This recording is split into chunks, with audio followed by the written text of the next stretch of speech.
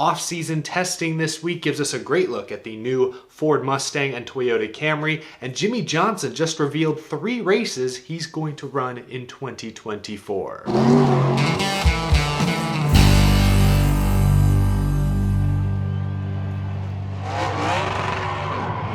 How's it going, y'all? My name is Aric. Welcome to Out of the Groove. It's great to be back. I took a rare week off, more or less. Still did one video from my hotel room in New York City, but for the most part I was able to unplug for a few days, but now I'm plugged back in. I've only been home for about an hour, but there's so much to get to, so much to unpack. We've got to get started. There's no time like the present. Big ongoing story this week. There's a 2-day test going on at Phoenix Raceway. Began on Tuesday, will conclude Wednesday afternoon.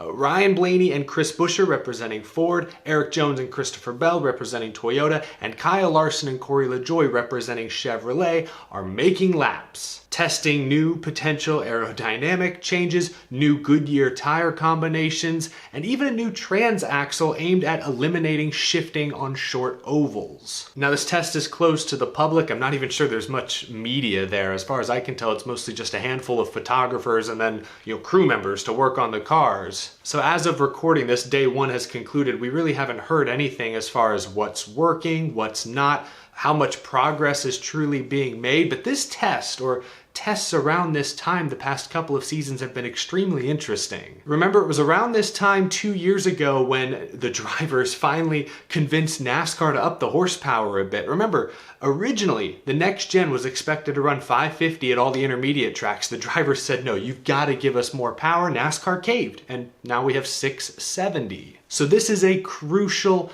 test. NASCAR still looking to improve the racing on short tracks and short ovals. Don't get your hopes up for another horsepower increase this time around, however.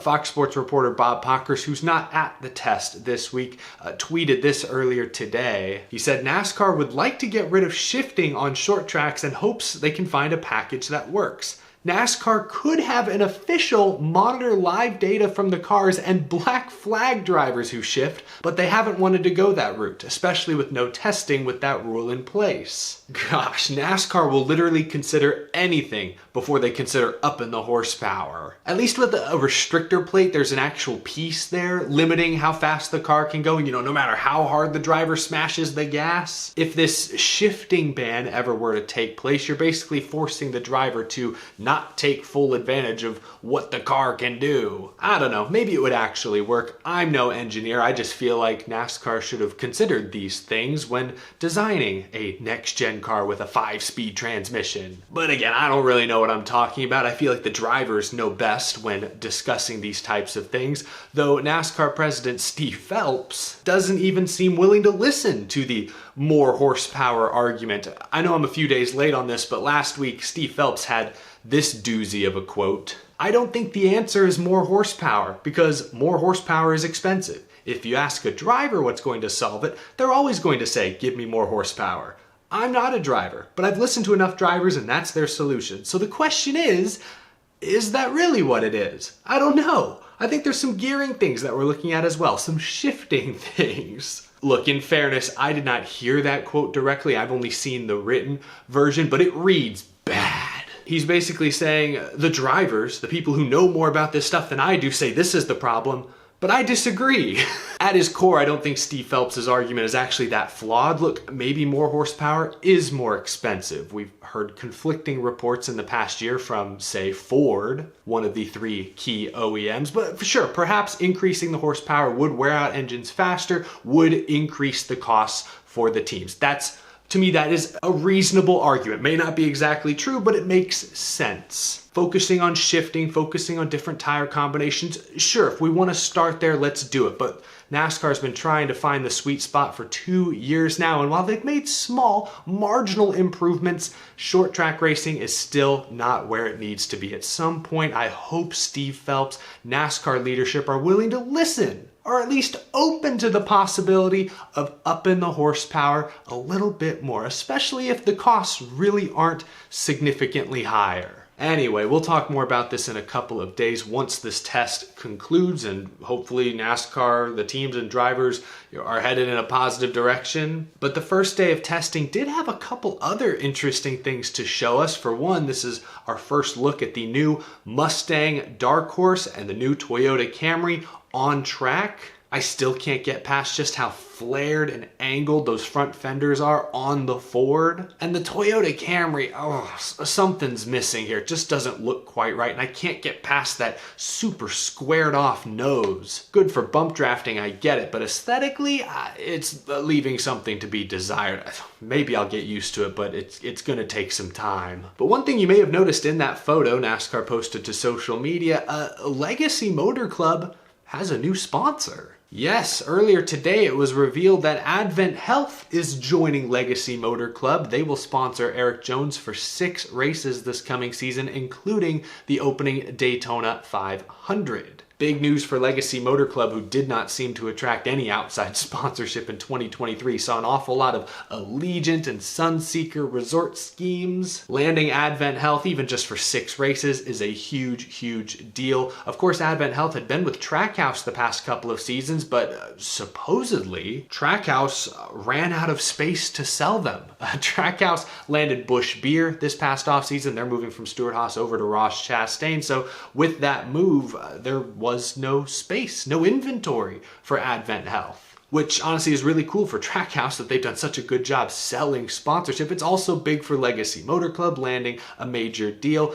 but I am gonna miss seeing the Ross Chastain Advent Health schemes, the little watermelon, cameo, Easter egg, both Advent Health and Ross Chastain from Florida just made a ton of sense, but I'm excited to see what Advent Health and Legacy Motor Club are able to accomplish this year. You get a good look there at supposedly their Erik Jones paint scheme. But today we also found out that Advent Health will sponsor Jimmie Johnson 3 different times this coming season. That's right, 7-time champion and Legacy Motor Club co-owner Jimmie Johnson will drive an Advent Health sponsored, 84 car at Texas Motor Speedway, Charlotte Motor Speedway, the 600, and Kansas Speedway. Interesting 3 tracks. Jimmie did race the 600 this past year, but adding Texas and Kansas into the mix, a big 1.5-mile guy over here. If you look at his numbers, 7 times he's won at Texas in his career, 8 times he's won at Charlotte. Throw, 3 wins at Kansas in for good measure. 3 great tracks for Jimmie, and honestly, if you look at the past couple of years, his best races have been at Texas Motor Speedway in an Indy car. So maybe some familiarity there, but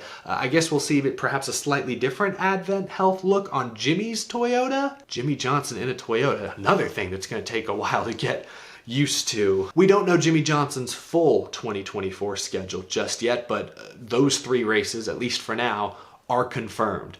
Texas, Charlotte, Kansas. I suppose all 3 will be in the spring. Shoot, at some point Jimmie should just consider doing the full schedule. No, I'm just kidding.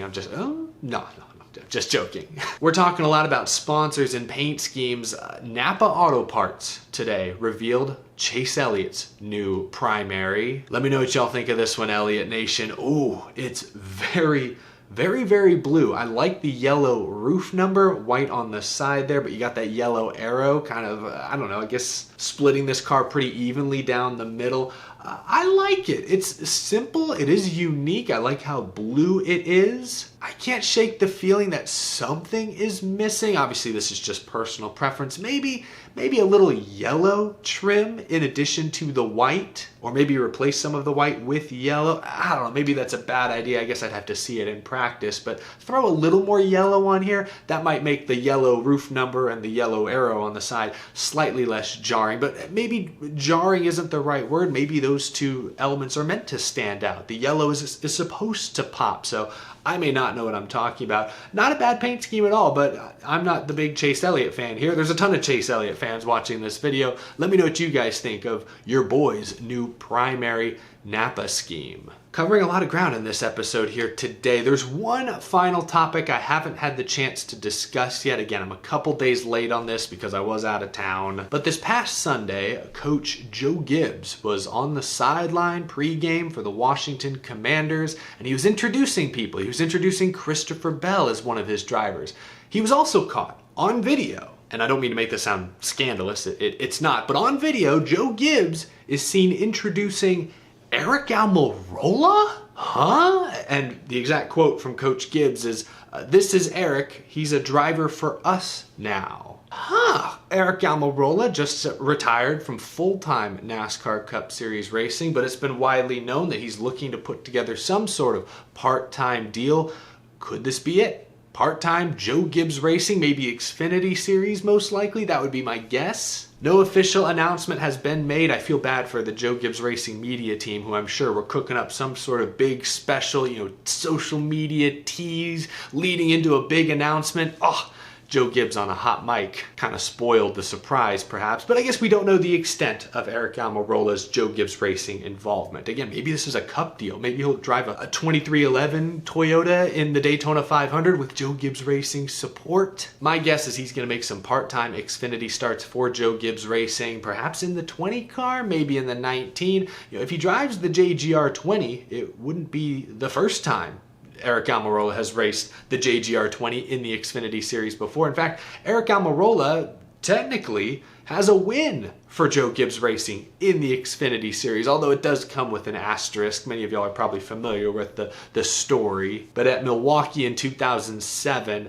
Aric Almirola started the race because Denny Hamlin had some sort of logistical issues, couldn't make it to the track in time for the start. Almirola's leading, running well, but once Hamlin arrived, the sponsor wanted Denny in that car, so they forced Aric Almirola to get out of the seat midway through the race. Hamlin got in, went on to win. So Aric Almirola, because he started the race, got credit for the win. It was his only Xfinity Series win for Joe Gibbs Racing, but he wasn't actually the guy driving across the finish line, taking the checkered flag. So kind of a touchy subject there, I'm sure. But that was, 2007. That was 16, 7, a long time ago. Math is hard. What is wrong with me? It would be kind of cool, though, to see now an aging Aric Almirola towards the end of his career, just wanting to go out with a bang. He won an Xfinity race this past year. Now he's going to get a chance to maybe win another couple of races this season in the Xfinity Series. So kind of cool again. The Almirola JGR relationship does exist. It goes back years. Could be a fun pairing. I'm looking forward to seeing what they can do together. And from Joe Gibbs Racing standpoint, I think they could benefit from putting a veteran in one of their Xfinity cars for at least a few races. Someone who can mentor their younger drivers like Sheldon Creed, who's coming over, Chandler Smith, two drivers who I believe have a ton of raw talent and potential, but maybe need to refine those skills just a little bit. Both strike me as big personalities, Chandler Smith especially. I feel like Sheldon Creed, he can lose his cool from time to time, but he feels fairly level-headed. I felt like he handled the whole RCR Martinsville deal at the end of this past season pretty well. Chandler Smith is a big personality, I believe, very emotional guy. Having someone as steady and consistent, cool, calm, and collected like Aric Almirola in the building, coaching these guys, mentoring these guys, I can imagine will only do good things for that team and their future. So to win for Aric Almirola, he gets to make a few more starts in elite NASCAR Xfinity Series equipment, and I think it's a win for JGR. You bring a veteran in there to help mentor some of your young and up-and-coming guys. Seems like a great match. We'll have to wait and see what the official announcement looks like. Maybe Coach Gibbs was just joking in that clip and knew what he was doing, getting social media ablaze. I think I'm giving him a little too much credit there. Anyway, share your thoughts down in the comments section below. We touched on a wide variety of topics here today. I've been gone for a few days. We had a lot to catch up on. But now I'm back. It may be the off season, but we've still got lots to talk about. Thank you all so much for tuning in to this episode. Again, leave a comment down below. While you're down there, leave a like on this video if you enjoyed. If you're new to the channel, maybe this is your first time tuning in, be sure to hit that subscribe button. I really appreciate it. I also appreciate my Patreon supporters. Thanks for tuning in, folks. Have a wonderful rest of your day.